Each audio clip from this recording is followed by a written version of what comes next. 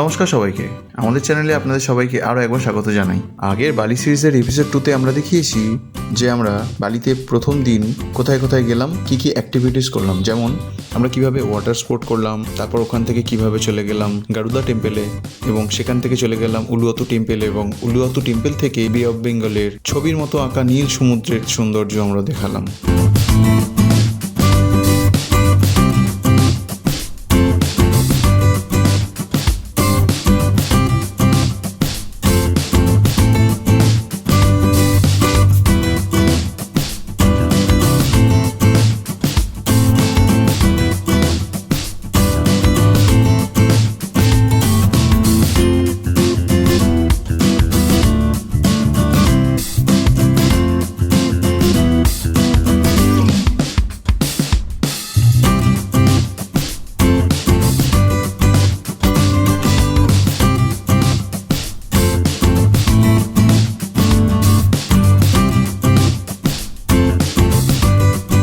আজকে আমরা দেখাবো এপিসোড 3, অর্থাৎ বালিতে তৃতীয় দিনে আমরা ওয়েস্ট নুসা পেনিদায় গিয়ে সেখানে কোন কোন সি বিচে ঘুরলাম এবং এনজয় করলাম। তোমাদেরকে রিকোয়েস্ট, তোমরা এই ভিডিওটা পুরোটা দেখতে থাকো এবং এনজয় করতে থাকো। আর আমাদের ভিডিওটা যদি তোমাদের ভালো লেগে থাকে তাহলে আমাদের চ্যানেলটিকে অবশ্যই সাবস্ক্রাইব করো, আর আমাদের ভিডিওটিতে একটি লাইক করে আমাদেরকে সাপোর্ট করো।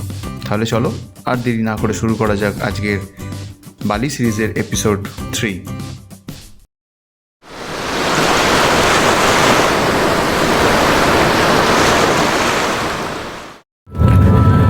Good morning everyone. আজকে বালিতে আমাদের সেকেন্ড ডে। এখন ঘড়িতে বাজে 6:30, আর আমরা সকাল সকাল রেডি হয়ে বেরিয়ে পড়েছি নুসা পেনিদা যাওয়ার জন্য। হোটেল থেকে আমাদের ব্রেকফাস্ট প্যাকিং করে দিয়েছে, যেটা আমাদের কালকে থেকে বলা ছিল, এটা প্ল্যানের মধ্যেই ছিল। নুসা পেনিদা জায়গাটার ব্যাপারে আমার একটু এক্সাইটমেন্ট আছে, কারণ ওখানে ভিউটাই একটু অন্যরকম। আর আমাদের যিনি সারথি আছেন উনি একদম সকাল সকাল এসে হাজির, একদম 6টার সময়। আমাদের বলা হয়েছিল 6:15 নাগাদ রেডি হতে, আমরা অ্যাজ ইউজুয়াল রেডি হয়ে গেছি। আজকে আমরা ইন্দোনেশিয়ার বালির দক্ষিণ পূর্বে অবস্থিত নুসা পেনিদা নামক একটি অত্যন্ত সুন্দর এবং রোমাঞ্চকর দ্বীপে সারাদিন কাটাবো। এখানের নীল জলরাশি, উঁচু পাহাড় এবং প্রাকৃতিক নিরিবিলির রূপ সকলের মনকে যে রোমাঞ্চকর করে তুলবেই তা আমি গ্যারেন্টি সহকারে বলতে পারি।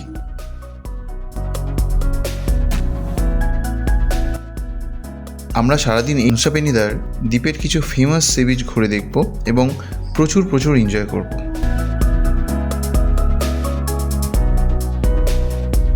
ভিডিওর শুরুতেই বলে রাখি যে আমাদের এই হোল ট্রিপটি অর্গানাইজ করেছে অন্নপূর্ণা হলিডেজ। তোমরা যদি আমাদের মতো এইরকম লাক্সারিয়াস ট্রিপ কম বাজেটে করতে চাও তাহলে অবশ্যই কন্ট্যাক্ট করো অন্নপূর্ণা হলিডেজের সুমনদাকে, কারণ আমাদের সাজেশন সুমেনদা লাক্সারিয়াস ফরেন ট্যুর খুবই বাজেট ফ্রেন্ডলি প্রাইসের মধ্যে করতে সক্ষম। আমি সুমনদার কন্ট্যাক্ট ডিটেলস স্ক্রিনে এবং ডেসক্রিপশানে শেয়ার করলাম।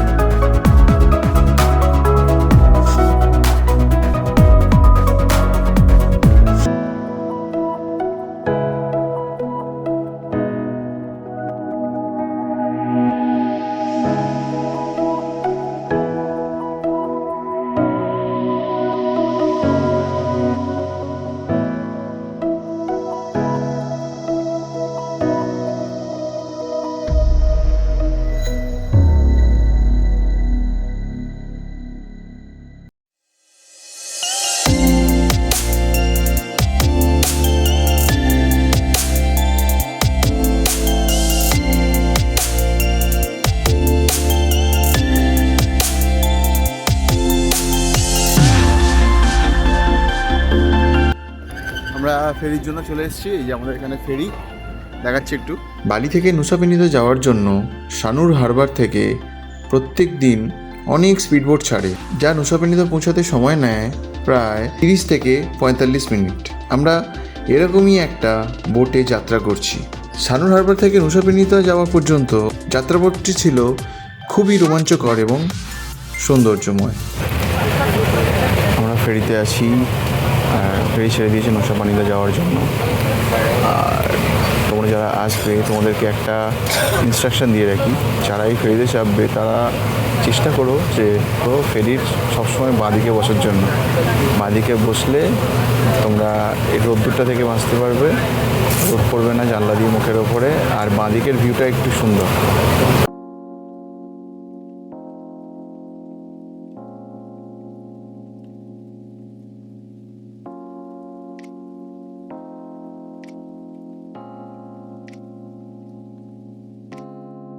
দ্রুত গতিতে নীল জলরাশির বুক চিরে আমাদের বোট এর যাত্রাপথটি বেশ রোমাঞ্চ এনে দিচ্ছিল আমাদের মনে।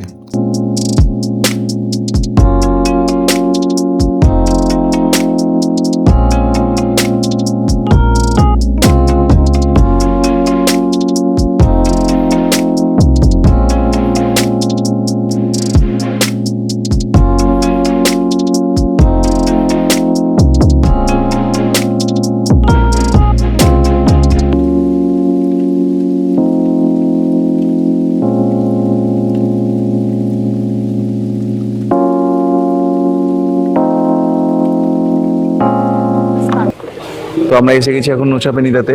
এই আমার পিছনে দেখতে পাচ্ছ এটা পুরো সি, আর এই ক্রুজে করেই আমরা এসেছি। আর এখন আমরা যাব ব্রোকেন ব্রিজে, আমাদেরকে একটা ওয়েলকাম ড্রিঙ্কস দিয়ে ওয়েলকাম করা হলো। এরপর আমরা যাবো ব্রোকেন বিচ, তারপর ক্রিস্টাল বিচ, তারপরে আরও অনেকগুলো বিচ আমরা দেখবো যেগুলো বালির ফেমাস বিচ। আমরা ভীষণ এক্সাইটেড, তো চলো যাই।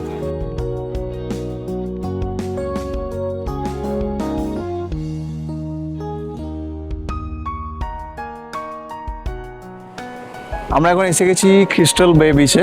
এই হচ্ছে ক্রিস্টাল বে বিচ, আমার পিছনে আমি দেখাচ্ছি ভালো করে।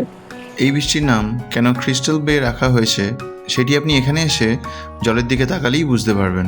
এখানকার জল কাছের মতো স্বচ্ছ। তো এটা হচ্ছে ক্রিস্টাল বে বিচ। জলটা তোমরা দেখতেই পাচ্ছ, পুরোপুরি একদম ব্লু কালার ক্রিস্টাল বে বিচ। আর কি বলবো, এখানে তোমরা এলে খুব এনজয় করতে পারবে, আর এখানে স্নান করতে পারবে। এখানে জিনিসপত্র রাখার অনেক ব্যবস্থা আছে, এখানে থাকারও। আর তোমরা এলে অবশ্যই এনজয় করবে, আর আমরা এখন এনজয় করবো, ঠিক আছে? যারা স্নর্কেলিং বা ড্রাইভিং করতে ভালোবাসেন তাদের জন্য এটি স্বর্গের মতো। জলের নিচেই আপনি দেখতে পাবেন রঙিন সব কোরাল আর সামুদ্রিক মাছের মেলা। আর আপনি যদি জুলাই থেকে অক্টোবর মাসের মধ্যে আসেন তবে ভাগ্য ভালো থাকলে আপনার সাথে হয়তো দেখা হয়ে যেতে পারে বিশাল আকৃতির বিরল ওশান সানফিশের সাথে। নৌচাপেনিদা প্ল্যান করলে দিনের সবশেষে এখানে এসে বিশ্রাম নিতে পারেন। সূর্যাস্ত দেখা এবং স্নর্কেলিং করার জন্য এটি সেরা জায়গা। এখান থেকেই সন্ধ্যার আগে হারবারের দিকে রওনা দেওয়া সুবিধাজনক, আর এখান থেকে সূর্যাস্তের দৃশ্যটি খুবই সুন্দর। এবার ক্রিস্টাল বে বিচ থেকে আমরা যাচ্ছি অ্যাঞ্জেল বিলাবং বিচে। সেই বিচে গিয়ে দেখি আমরা কীরকম, আমরা পুরোটাই ভিডিও করে দেখাবার চেষ্টা করছি। তোমরা কোথায় যাবে, কী করবে, তোমরা প্লিজ এই চ্যানেলটিকে সাবস্ক্রাইব করে আমাদের সাপোর্ট করো প্লিজ। আর আমাদের এই ভিডিওটা পুরোপুরি দেখো, তোমাদের অনেকটা সাহায্য হবে তোমরা যদি আসতে চাও। তো বন্ধুরা, আমরা এসে গেছি অ্যাঞ্জেল বিলাবং বিচে। আমরা এই বিচের দিকেই নামছি, গিয়ে দেখবো কেমন ব্রিজটা, আর তোমাদেরকে ভিডিও করে দেখাবো। অ্যাঞ্জেলস বিলাবং হলো ইন্দোনেশিয়ার বালি দ্বীপের কাছে অবস্থিত নুসাপেনিদা দ্বীপের অত্যন্ত সুন্দর এবং জনপ্রিয় প্রাকৃতিক স্থান। এটি মূলত একটি প্রাকৃতিক ইনফিনিটি পুল বা পাথুরে জলাধার।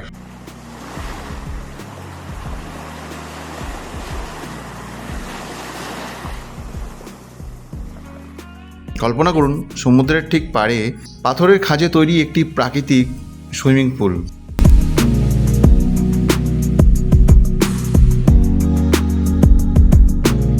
আজ আমি আপনাদের নিয়ে এসেছি বালির কাছে নুসাপেনিদার রহস্যময় সুন্দর অ্যাঞ্জেল বিলাবংয়ে।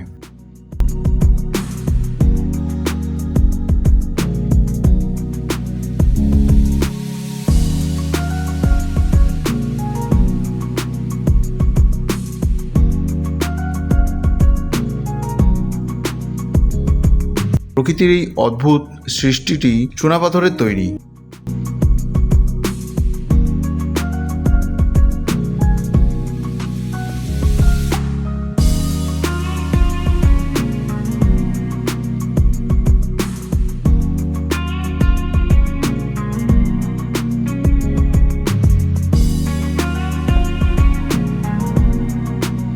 ভাটার সময় এখানকার জল পান্না সবুজের মতো স্থির আর স্বচ্ছ দেখায়, কিন্তু সাবধান, জোয়ারের সময় সমুদ্রের বড় বড় ঢেউ সরাসরি এই পুলে আসে পড়ে, যা যতটা রোমাঞ্চকর ঠিক ততটাই বিপজ্জনক।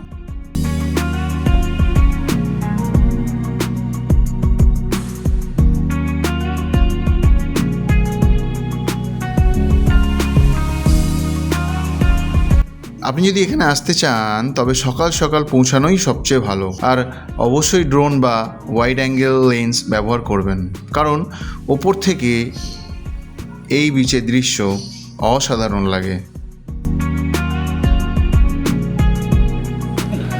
আমরা এখন অ্যাঞ্জেল বেলাবং বিচ থেকে ব্রোকেন বিচে যাচ্ছি, এটা সামনেই 3 মিনিটের হাঁটা পথ।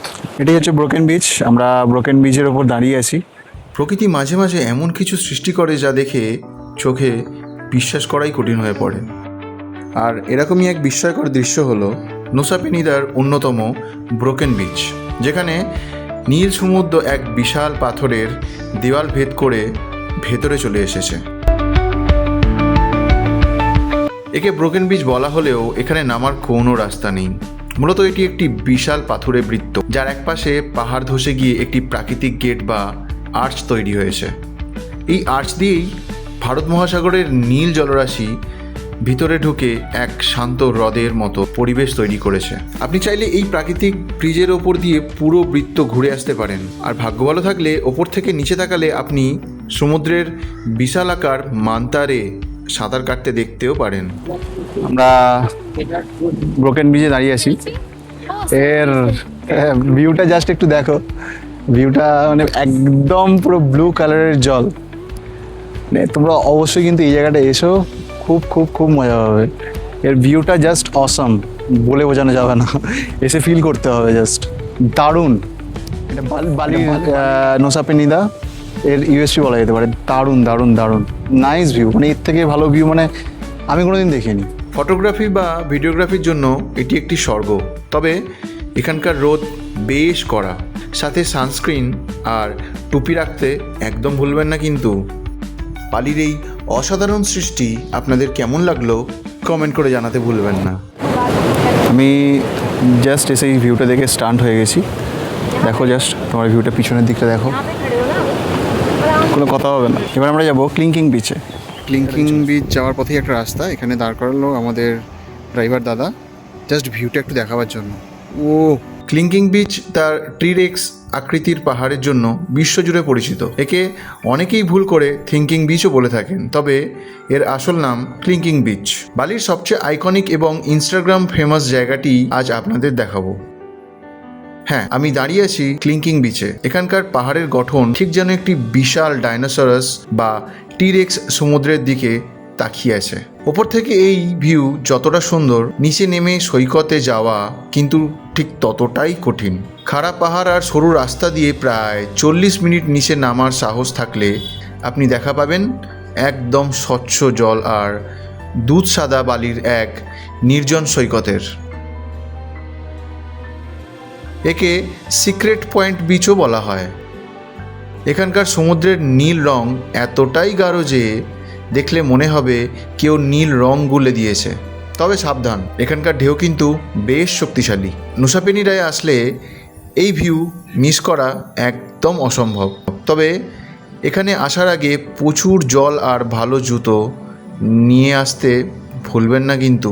বালির এই ডাইনোসরাস পাহাড় আপনাদের কেমন লাগলো কমেন্টে অবশ্যই জানাবেন। আজ আমাদের নুসা পেনিদাতে প্রথম এবং শেষ দিন। আমরা নুসা পেনিদার সমস্ত বিচ ভিজিট করে এখন চলে এসেছি আমাদের এই জায়গায়। এখান থেকে আমরা লাঞ্চ কমপ্লিট করবো, যেটা আমাদের প্যাকেজের মধ্যে ইনক্লুডেড। এখানে লাঞ্চ করে আমাদের ফেরি আসবে, ফেরিঘাট থেকে আমরা ফেরি ধরে চলে যাব। আমি শিওরলি বলতে পারি নুসা পেনিদাতে অন্তত একদিন না থাকলে মন ভরবে না। আমি প্রথমে নুসা পেনিদার সম্পর্কে অপরিচিত ছিলাম, তাই এখানে না স্টে করে একদিনেই ঘুরে চলে যাওয়ার প্ল্যান করে ফেলেছিলাম। কিন্তু তোমাদের জন্য সাজেশন, নুসা পেনিদা বেশ এক্সপেন্সিভ হলেও তোমরা কিন্তু অন্নপূর্ণা হলিডেজের সুমনদাকে বলে এখানে অন্তত একদিন স্টে করার প্ল্যান করে তবেই এসো, ভালো লাগবে।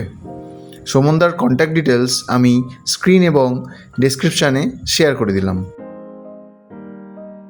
যাই হোক, আজ আমরা নুসা পেনিদাতে খুব এনজয় করলাম। তারপর হোটেলে ফিরে সুইমিং পুলে ইমনকে একটু সুইমিং শেখালাম।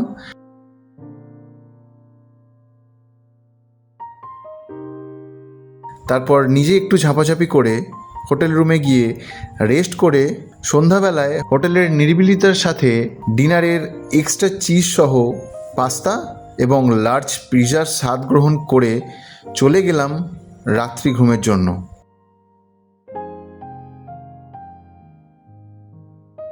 সত্যি না দেখিয়ে পারলাম না, আমরা যে হোটেলে আসি অর্থাৎ ফায়ারফিল্ড বাই ম্যারিয়েট কুটা ব্রাঞ্চে, সেই হোটেলের সন্ধেটা যে কী পিসফুল আর কী অ্যাট্রাকটিভ সেটা তোমাদের সঙ্গে একটু শেয়ার করে নিলে ভালো।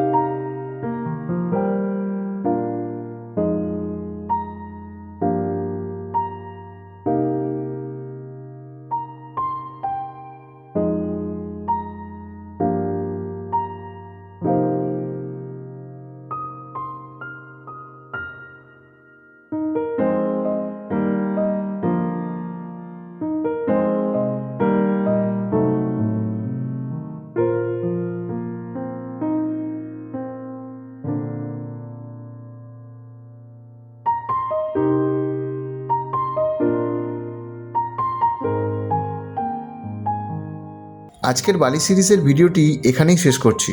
ভিডিওটি শেষ পর্যন্ত দেখার জন্য আপনাদের অনেক ধন্যবাদ। আর ভিডিওটি ভালো লাগলে ভিডিওতে প্লিজ একটা লাইক করবেন আর চ্যানেলটিকে সাবস্ক্রাইব করে আমাদের একটু সাপোর্ট করবেন।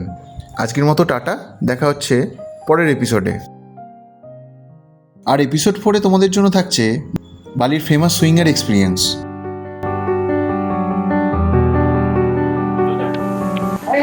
দারুণ লাগছে, তোমরা সবাই এলে এই বালি সুইং অবশ্যই করো।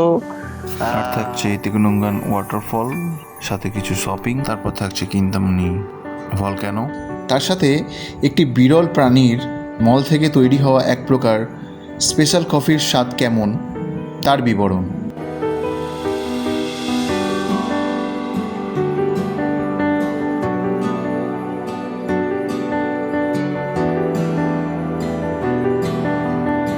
আর থাকছে উবুদের সবথেকে বড় মার্কেট।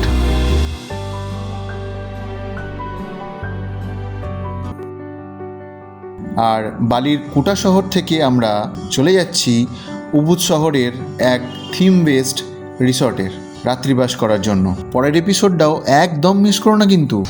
তাহলে দেখা হচ্ছে পরের ভিডিওতে।